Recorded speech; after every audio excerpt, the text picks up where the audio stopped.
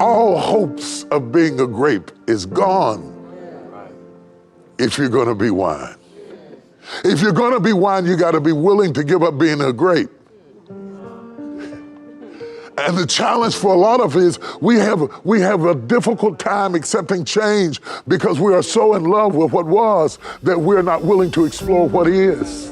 And so there we are in a situation where God has allowed something to come and crush our normal and get us out of our normal. And all of a sudden we are afraid, never realizing that what's in front of you is always better than what's behind you. That it's better to be wine than to be grapes. Because you cannot have change without disruption. You can't have a baby without disruption.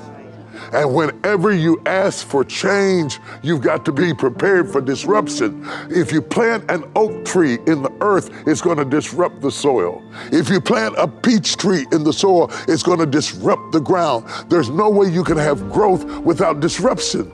But God said to me, when you say change, I send disruption, but don't let the disruption become a distraction. Because if you're not careful, you will try to solve the disruption as if that were the victory, when that is not the victory at all. I did not call you to solve the disruption. I sent the disruption in answer to your request for change. Come on, go with me. We're going somewhere. I sent the disruption.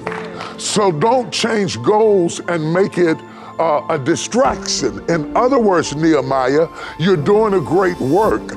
Don't come down to Sanballat and Tobiah and make changing their mind your victory, because changing their mind won't build your wall.